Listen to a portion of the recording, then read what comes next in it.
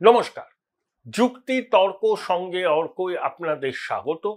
আপনাদের সঙ্গে আমি অর্কপ্রভ সরকার। পশ্চিমবঙ্গে কি চলছে? ফাংশনাল অ্যানার্কি, মাৎসন্যায় বলতে পারে। শিক্ষা মায়ের ভোগে, স্বাস্থ্য অবস্থা কহতব্য নয়, আর কর্মসংস্থান বিনিয়োগ এই প্রসঙ্গগুলো আলোচনা করে নিজেকে কষ্ট দেওয়ার কোনো মানে হয় না। কারণ আমরা তো সবাই এই রাজ্যের মানুষ। এই রাজ্যের প্রগতি, শিক্ষিত ছেলে মেয়েদের চাকরি, কর্মসংস্থান, এগুলো নিয়ে আমরা সবসময় চিন্তিত থাকি। কিন্তু আমাদের শাসক কুলের তো এইসব বিষয় নিয়ে কোনো মাথা ব্যথা নেই।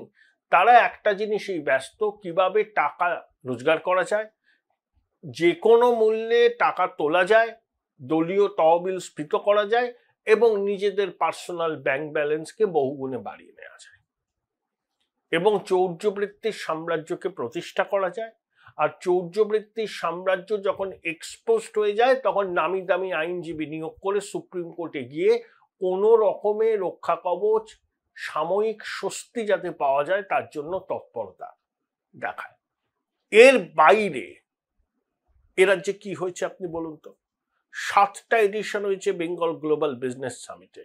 19 লক্ষ কোটি টাকার বিনিয়োগের প্রস্তাব এসছে বলা হয়। বাস্তবে কি হয়েছে? ঠন ঠন গোপাল। কেন্দ্র সরকারের সমীক্ষা কি বলছে?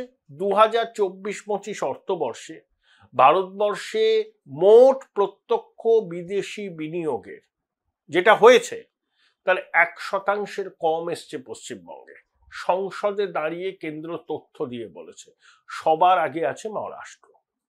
বিনিয়োগের প্রস্তাবের নিরিখে পশ্চিমবঙ্গ দেশের মধ্যে চতুর্থ, কিন্তু বিনিয়োগ রূপায়ণের ক্ষেত্রে পশ্চিমবঙ্গ দেশের প্রথম 12টা রাজ্যের মধ্যে নেই। এটাই বাস্তব। পরিযায়ী শ্রমিকরা কয়েকজন ফিরে এসছিলেন, আবার দেখলাম তারা দলবদ্ধভাবে চলে যাচ্ছেন যেখান থেকে এসছিলেন সেখানে। কর্মশ্রী প্রকল্পের সুবিধা তারা নিতে চাইছেন না। ইটাহার থেকে 35 জনের একটা টিম আবার ফিরে গেছে গুড়গাঁওয়ে। তারা সেখানে দিনে 1000 টাকা রোজগার করতেন। তাদের পরিবারের মেয়েরা গৃহ সহায়িকার কাজ করেও মাসে 10,000 টাকা রোজগার করতেন। আর এখানে দিনে 200 টাকা রোজগার করতে পারছেন না।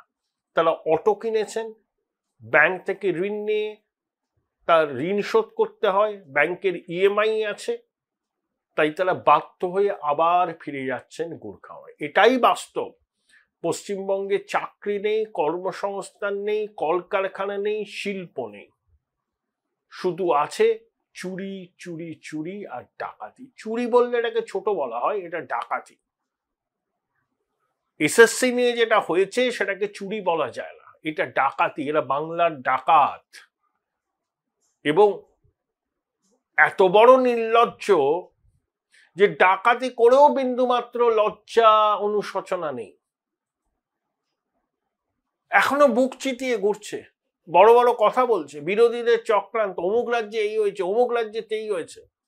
আর নিজেরা এই রাজ্যটার যে অবস্থা করেছে, একজন পশ্চিমবঙ্গের মানুষ হিসাবে আমার দৃশ্যত লজ্জা লাগে। ভ্রান্ত ন্যারেটিভ তৈরি করে মানুষকে বিভ্রান্ত করছে। 15 বছরের আপনি যদি এদের রিপোর্ট কার্ড দেখতে চান, এরা কি দেখাবে? সামাজিক প্রকল্প, অনেক সামাজিক প্রকল্প, তার মধ্যে বেশ কয়েকটা ভালো সামাজিক প্রকল্প। একটা কল্যাণ ওয়েলফেয়ার স্টেটে একটা অঙ্গরাজ্যের সরকার এই সামাজিক প্রকল্প তো করবেই। লাইনের শেষে দাঁড়ানো মানুষটার পাশে দাঁড়ানো সরকারের কর্তব্য। এর জন্য কলার তুলে ঘুরে বেড়ানোর কিছু নেই, এটা অ্যাচিভমেন্ট নয়। অ্যাচিভমেন্ট হলো শিক্ষার প্রগতি, কর্মসংস্থানের সুযোগ সৃষ্টি, দেশি বিদেশি বেসরকারি বিনিয়োগ, সরকারি বিনিয়োগ, এগুলো নিশ্চিত করা। রাজ্যের রাস্তাঘাটের অবস্থা কি? শারদোৎসবের দেখুন, আবার একটু পিচ দিয়ে ক্ষত মেরামত করবে, আবার বর্ষায় ভেঙে যাবে, আবার নীল সাদা রং হবে দেখবেন। পুজোর সময় ক্লাবগুলোকে পয়সা দিতে অসুবিধা নেই, কিন্তু ডিএর টাকা মেটাবো না, শূন্য পদে নিয়োগ করব না, কিন্তু ক্লাবগুলোকে পয়সা দেব। আমার বক্তব্য ঠিক আছে, দুর্গাপুজোকে নিয়ে একটা বড় অর্থনৈতিক কর্মকাণ্ড হয়, 50,000 কোটি টাকার ব্যবসা হয়, বহু মানুষের সম্বৎসরে রুটি রুজির সংস্থান হয়, আপনি অ্যাসিস্ট করছেন, করুন। সমস্ত ক্লাবকে আপনি দেবেন কেন? যাদের বাজেট কয়েক লক্ষ টাকা, কোটি টাকা ছুঁয়েছে তারাও নেয়। তাহলে আপনার তো একটা মাপকাঠি বেঁধে দেওয়া উচিত যে এদেরকে আমি দেব। আমি দুর্গাপুজোয় রাজ্য সরকারের সহায়তা নিয়ে আমার কোনো বক্তব্য নেই, কিন্তু যে সমস্ত ক্লাবগুলোর পাওয়া প্রয়োজন তাদেরকেই দিন। ধরুন লক্ষ্মীর ভান্ডার সবাই পায়, এখন প্রশ্ন হচ্ছে সবাই কেই দিতে হবে? আমার কারুর বাৎসরিক ইনকাম এত টাকা নিচে হলে তবেই পাবে। তাহলে অনেক টার্গেটেড অডিয়েন্সের কাছে আপনি পরিষেবাটা পৌঁছে দিতে পারছেন। তা না করে যেটা করছেন, ভোট কুড়োনোর জন্য সবাইকে আপনি লক্ষ্মীর ভান্ডার দিচ্ছেন, এবং এই লক্ষ্মীর ভান্ডারের বরাদ্দ এমন বেড়ে গেছে এবং আগামী দিনে আরো বাড়বে। ভোট অ্যান্ড অ্যাকাউন্ট বাজেটে এর জন্য আরো বরাদ্দ বাড়ানো হবে। তার ফলে কি হচ্ছে? অন্য সরকারি দপ্তরের কাজকর্ম শিখেই উঠছে, একেবারে অতি প্রয়োজনীয় কোনো বিষয় ছাড়া টাকা বরাদ্দ হচ্ছে না, পরিকাঠামোর কাজ বন্ধ হয়ে গেছে, নামকা বাঁচতে হচ্ছে। এই হচ্ছে রাজ্যের অবস্থা, এই হচ্ছে রাজ্যের আর্থিক শৃঙ্খলা। অসুবিধা নেই তো, দিদিমণি বাজার থেকে ঋণ নিয়ে নেবেন, লাগে টাকা দেবে গৌরী সেন, উনি ঋণ নেবেন আর লক্ষ্মীর ভান্ডার চালাবেন, কন্যাশ্রী চালাবেন, সামাজিক প্রকল্প চালাবেন, পাড়ায় সমাধান চালাবেন। ঋণ করে করে করে করে করে ঋণের দেনায় ডুবিয়ে দিচ্ছেন রাজ্যটাকে। এই হচ্ছে একেবারে পরিস্থিতি। দেখুন, 15 বছরের প্রতিষ্ঠান বিরোধিতা তো আছেই, সঙ্গে তীব্র মেরুকরণ, বাংলাদেশের ঘটনা, তারপরে মোথাবাড়ির ঘটনা, শামশেরগঞ্জে ঘটনা, পাহেলগামে বেছে বেছে ধর্ম পরিচয় বেছে বেছে সনাতনীদের খুন করেছে ইসলামী সন্ত্রাসীরা, এগুলো নিয়ে প্রবল মেরুকরণের হাওয়া উঠেছে, পশ্চিমবঙ্গে উঠেছে।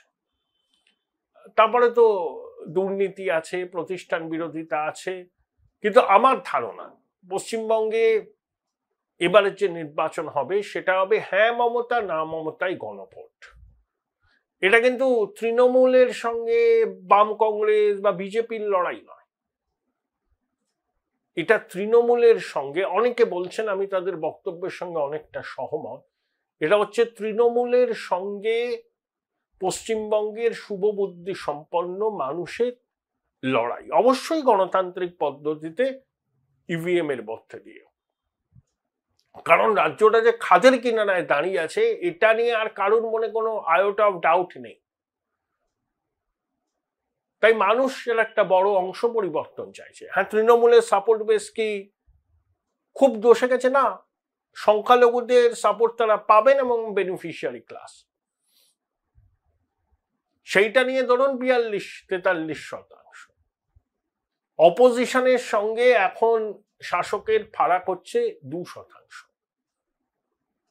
কিন্তু যে সাইলেন্ট মেজরিটি, যাদের সিংহভাগ পরিবর্তনের আকাঙ্ক্ষাকে হৃদয়ে ধারণ করছে, তারাই কিন্তু ডিটারমাইনিং ফ্যাক্টর। 2011 সালে কি হয়েছিল? স্লোগান উঠেছিল, যাও সিপিএম যাও। তাই মানুষ ভোটের দিন সকাল থেকে লাইনে দাঁড়িয়ে পড়েছে না? বহু জায়গায় তখন তৃণমূল এজেন্ট দিতে পারেনি। আমার একটা ঘটনা মনে আছে, অশোক ভট্টাচার্য শিলিগুড়িতে ভোট দিতে গেছেন নিজের কেন্দ্রে, লাইন পড়েছে। তা অশোকবাবু স্থানীয় মানুষ, সবাই চেনে, অশোকবাবু একটু আগে গিয়ে লাইনে দাঁড়াবেন। সঙ্গে সঙ্গে পিছন থেকে প্রতিবাদ এসছে, না না না, আপনি ঠিক জায়গায় দাঁড়ান, লাইন যেভাবে যাচ্ছে সেভাবে গিয়ে ভোট দেবেন। পরে অশোকবাবু আমায় বলেছিলেন, আমি তখনই বুঝে গেছিলাম যে হাওয়া বদল রহি হ্যায়।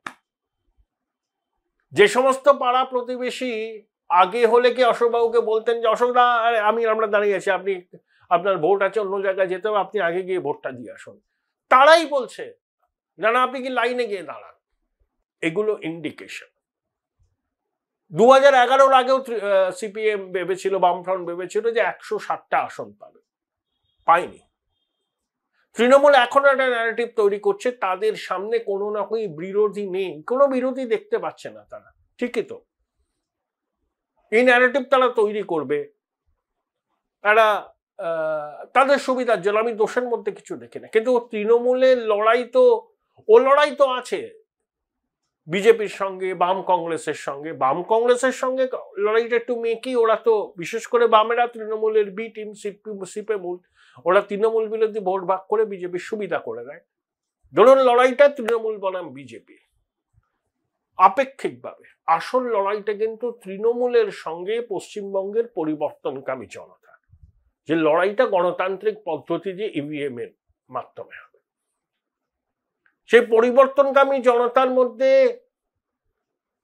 বামপন্থীরা আছে, তৃণমূলের প্রতি মোহভঙ্গ যে সেই অংশটা আছে, বিজেপির সমর্থকরা আছে, এবং যারা সেইভাবে কোনো দলের সঙ্গে যুক্ত নয়, যারা মনে করে পশ্চিমবঙ্গকে বাঁচাতে হবে। এই অন্ধ কেন্দ্র বিরোধিতার জিগির তুলে প্রায় 5 দশক ধরে পশ্চিমবঙ্গের সাড়ে সর্বনাশ হয়েছে। এবার অন্তত ন্যাশনাল মেনস্ট্রিমের সঙ্গে যুক্ত হতে হবে। এবার পরিবর্তন করতে হবে। এই পরিবর্তন এমন ভাবে করতে হবে যাতে আর পশ্চিমবঙ্গ থেকে আমরা কেন্দ্র বিরোধী জিগির না শুনতে পাই। উড়িষ্যা পেরেছে, আসাম পেরেছে, পশ্চিমবঙ্গ পারবে না। এই বোধ পশ্চিমবঙ্গের অনেক মানুষের মধ্যে আছে, বিশেষ করে তরুণ প্রজন্মে। তারা অত রাজনীতির কুটকাচারি বোঝে না, তারা ওয়েলথ ক্রিয়েটারদের সম্মান করে, তারা বিনিয়োগ চায়, কর্মসংস্থান চায়, একটা সুষ্ঠু আইন শৃঙ্খলা চায়, ট্রান্সপারেন্ট গভর্নমেন্ট সিস্টেম চায়। তাদের কোনো ওই রাজনৈতিক দলের প্রতি অন্ধ আনুগত্য নেই। তারা ওই মতাদর্শকে আঁকড়ে থেকে ভুল সিদ্ধান্ত নেন না। তারাই সাইলেন্ট মেজরিটি, তারাই ওই পরিবর্তনকামী জনতার একটা বড় অংশ। ওই সাইলেন্ট মেজরিটি পরিবর্তনকামী জনতাই কোনো সরকার তৈরি করে, কোনো সরকার ফেলে। কমিটেড ভোটার যে কোনো রাজনৈতিক দলের, তারা সরকার গড়েও না, তারা সরকার ফেলেও না। সরকার ভাঙা গড়ার কাজ করে এই জনতা। এই জনতার বড় অংশের মধ্যে এবার পরিবর্তনের আকাঙ্ক্ষা স্পষ্ট। শাসক এটা বুঝছে, বুঝেও তারা মিথ্যা ন্যারেটিভ তৈরি করছে। এটা নিজেদের স্বার্থে করছে। মানুষকে বিভ্রান্ত করার এই কৌশল রাজনৈতিক দলগুলো নেয়।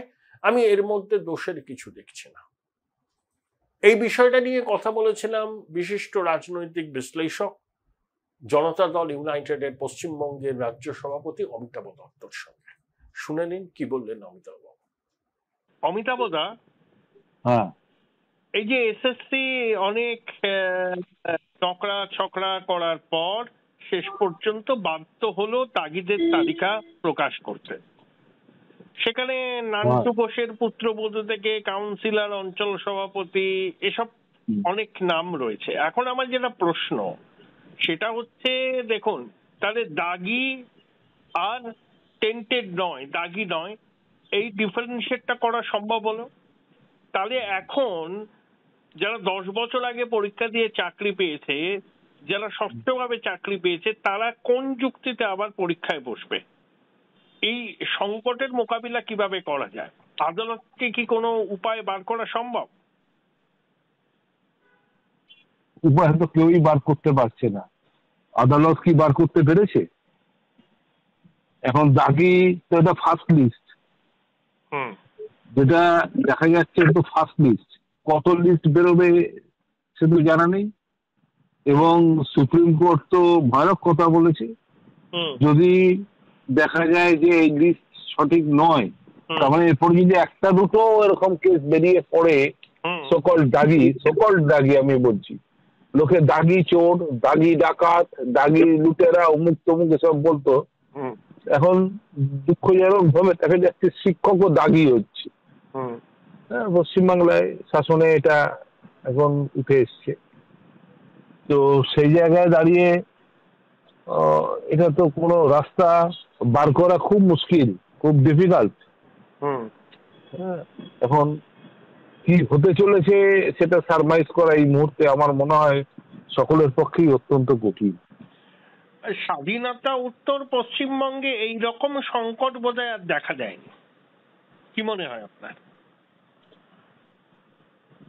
এটা ভারতের কোন রাজ্যেই এত বড় সংকট আসেনি, এবং যেভাবে অ্যাডমিনিস্ট্রেশন চলছে এটাকে সংকট কথাটা বললে তো লোক মনে করবে আর সংকট কাটিয়ে উঠে যাচ্ছে।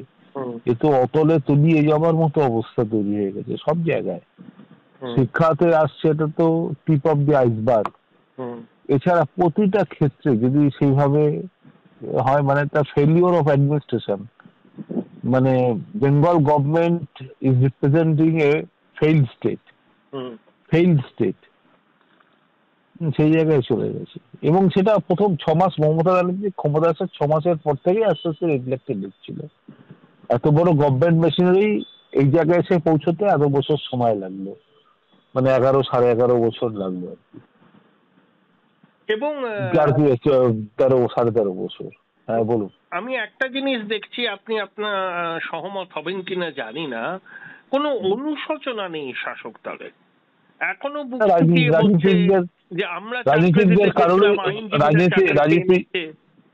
রাজনীতি যারা করে তারা কখনো অনুশোচনা করে না। অ্যাক্রস পার্টি লাইন কথাটা আমি বললাম, যারা রাজনীতি করে তারা অনুশোচনা করে না। আপনি দেখান তো কি অনুশোচনা করেছে? আগে সিপিএম মাঝে মাঝে বলতো ভুল করে ফেলেছি, কিন্তু ভুল শুধরেছে এরকম ইনস্ট্যান্স নেই। অস্বীকার করেছে আমি ভুল করেছি, কিন্তু তারপরে যে আমি অ্যামেন্ড করে নিয়েছি নিজেকে, এটা কোনো দলই বলেন না, কোনো রাজনৈতিক নেতাও বলেন না। অমিতাভ দা, সরকার গড়া আর সরকার ফেলা এই দুটো কাজ কিন্তু কোনো রাজনৈতিক দলের কমিটেড ভোটাররা করে না। এটা করে ওই সাইলেন্ট মেজরিটি যারা শেষ মুহূর্তে ভোটটা দেয়। আপনি কি এই ব্যাখ্যার সঙ্গে সহমত? ডেফিনেটলি। তবে এক্সোডাস হয়, পার্টির গোড়া সমর্থক বিরোধিতা করে, নইলে তো বামফ্রন্টের 45% ভোট নেমে এসে এই জায়গায় দাঁড়ায় না। সমর্থকরা গেল কোথায়? গোড়া সমর্থক বছর 34 বছর ভোট দিয়ে এসছে। সেটা তো সব রাজনৈতিক দলের হয়। এক সময় তো মানে ভোট ব্যাংক যাকে বলা হয়, ভোটারকে পৈতৃক সম্পত্তি বলা হয়, কারণ তো পৈতৃক সম্পত্তি নয়। একটা সময় সেটা তার উপরে আস্থা রাখে সেই রাজনৈতিক দল বা রাজনৈতিক নেতার উপরে। তারপরে সময় মতো মানুষ চলে যায়, অন্য দলে চলে যায়, এক্সোডাস হয়ে যায়, ভোটারের সাইক চেঞ্জ হয়ে যায়, পরিবর্তিত হয়ে যায়, মানসিকতা সমর্থন অন্যদিকে হেলে পড়ে। এই ঘটনা ঘটে। আমার শেষ প্রশ্ন, অনেকে বলছেন যে এবারের লড়াইটা কিন্তু তৃণমূল বনাম বিজেপি নয়, বা তৃণমূল বনাম বাম কংগ্রেস নয়, এবারের লড়াইটা তৃণমূলের সঙ্গে পশ্চিমবঙ্গের মানুষের, যারা এই এটা সঠিক বলছে না, সেটা সঠিক বলছে না। যারা বলছে কলকাতা ভিত্তিক আপার কাস্ট কিছু লোক এবং কিছু আগমার্কা রাজনৈতিক লোক বলছে, পুরো পশ্চিমবাংলার এইরকম স্থিতি নয়। পশ্চিমবাংলার গ্রাম গঞ্জে বা ইত্যাদি জায়গায় কিছু কিছু ক্ষেত্রে ছাড়া মেজরিটি জায়গা কিন্তু কিছু যায় আসে না। কে লুট করছে, কে টাকা নিচ্ছে, কে কি করছে, আমি আমারটা পেয়ে গেলেই সুবিধে, সব হয়ে গেল। পশ্চিমবাংলায় এখনো পর্যন্ত আজকের দিনে যে অবস্থা আছে সেটা হচ্ছে বিরোধী রাজনৈতিক দল পশ্চিমবাংলাকে 2016 সালের পর থেকে বা 2014 সালের পর থেকে টেনা হাঁচড়া করে ধর্মীয় মরীকরণে নিয়ে গেছে। মমতা ব্যানার্জি সেই খেলায় অত্যন্ত সফল হয়েছেন। বিরোধী দল যারা এর সস্তা তাদেরকে টেক্কা মেরেছেন মমতা ব্যানার্জি। আজকে মুসলমানরা রকস্টক ব্যারেল মমতার সমর্থক। এছাড়া তার মমতা ব্যানার্জির যে স্কিমগুলো আছে যারা সুবিধে পাচ্ছে, তৃণমূল কংগ্রেসের যারা নিজস্ব লোক যারা এই অর্থনৈতিকভাবে বেনিফিটেড হচ্ছে, চাকরি বাকরি ব্যবসায় সুযোগ সুবিধা পাচ্ছে, তাদের নিজের স্বার্থে তারা দলকে গঠন। এখন নীতি আদর্শ, মানুষ বাংলাকে বাঁচাবে, কে কাকে বাঁচাবে, নিজেরকে বাঁচানো আর নিজের, এটা হচ্ছে মানুষের লিডারশিপ। তো নেই, না আইডিওলজি বেস লিডারশিপ আছে, না আইডিওলজি বেস লিডার আছে। পশ্চিমবাংলায় যাদের দেখা যাচ্ছে তারা হয় দল বদল করে এক দল থেকে আরেক দল গিয়ে পাওয়ার ব্রোকার হয়েছে। তাহলে ক্ষমতা, মানুষ তো এগুলো সব দেখছে, মানুষ তো জানে। এখন তো লড়াইটা হচ্ছে ক্ষমতার লড়াই। এখন কেউ কোনো দলের নেতা হচ্ছে, বিধানসভার নেতা হচ্ছে, কিন্তু মানুষের নেতা হয়ে উঠেও আসা, এই পরিবর্তনটা তো ধুম করে হয় না।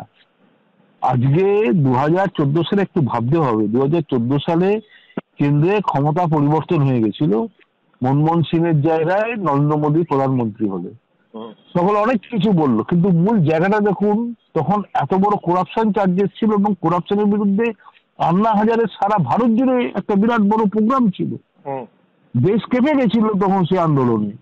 কিন্তু যেহেতু বিজেপি একটা কনসলিডেটেড পার্টি, সে সুবিধাটা নিয়ে নিল, এটাই হাল ছিল।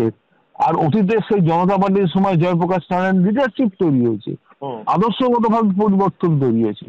আর মমতা ব্যানার্জি যদি লড়াইটা দেখেন সিপিএম এর বিরুদ্ধে, দীর্ঘস্থায়ী একটা লড়াই লড়তে লড়তে লড়তে লড়তে তারপর তিনি একটা জায়গায় গেছেন। As opposition leader she was fantastic.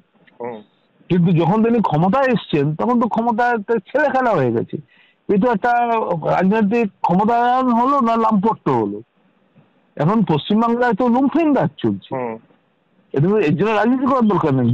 কিন্তু তাকে কাউন্টার করার জন্য যে জনগণের ভিতরে, আপনি যদি এখন বলেন যে আমি ওকে বিরোধীদের, আমি এখন এই বিরোধী, আমরা জ্বালিয়ে দেবো, পুড়িয়ে দেবো, মেরে দেবো, জেলে ঢুকিয়ে দেবো, আরে বিরোধী তো মানুষকে কনসলিডেট করবে, মানুষকে ভয়ের জায়গায় নিয়ে গেলে মানুষ সঙ্গে কি আসে কখনো? কতবার নবান্ন অভিযান করছেন, কেন করছেন? আমি বন্ধ করে দেবো, ওরা পালিয়ে যাবে, বাংলাদেশ হয়ে যাবে, সাধারণ মানুষ তো বেরোবে না। এখানে তো ভারতবর্ষে গণতান্ত্রিক ইতিহাসে বিরাট বড় তার একটা অতীত রয়েছে। নন ভায়োলেন্স মুভমেন্টে কি করে সাধারণ মানুষকে সঙ্গে নিয়ে আসা যায়, এটা প্রতিক্রিয়া রয়েছে ভারতবর্ষে সারা পৃথিবীর সামনে। আপনারা গণতান্ত্রিক পদ্ধতিতে সেটা ভেঙে দিয়ে আমরা ইয়ে করে দেবো। আর সেক্টরিয়ান পলিটিক্সকে কি বিরোধী রাজনীতি হয়? মমতা ব্যানার্জি কি তৃণমূল কংগ্রেসের ক্ষমতা এনেছেন?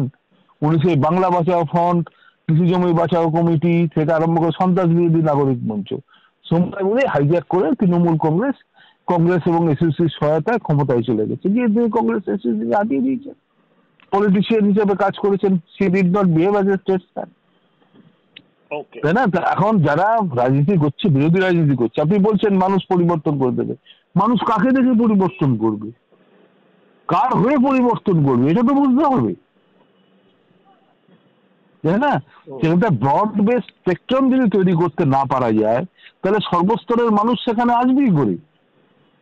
সেটা তো সর্বস্তরের মানুষকে আসতে হবে, তবে শাসক উল্টোবে। কারণ শাসকের সাথে অর্থ আছে, পুলিশ আছে, গভর্নমেন্ট মেশিনারি আছে, সমস্ত কিছু আছে। তাকে উল্টোতে গেলে আপনাকে ব্রড স্পেকট্রাম মানুষকে নিয়ে আসতে হবে। তাহলে যে কথাগুলো আপনি বলছেন মানুষ বনাম ইত্যাদি, সেই জায়গায় তো পশ্চিমবাংলায় এখনো পৌঁছানোর জায়গা আসেনি। তাহলে একটা পলিটিক্যাল পার্টির সাথে একটা পলিটিক্যাল পার্টি অ্যালিয়াস সেন্ট্রাল গভর্নমেন্টের সাথে রাজ্য স্টেট গভর্নমেন্টের লড়াই চলছে, এটা পশ্চিমবাংলার মানুষ বলছে। মানুষ নিষ্পেষিত হচ্ছে, মানে হতবাক অবস্থা হয়েছে, আশাহীন অবস্থায় চলে গেছে।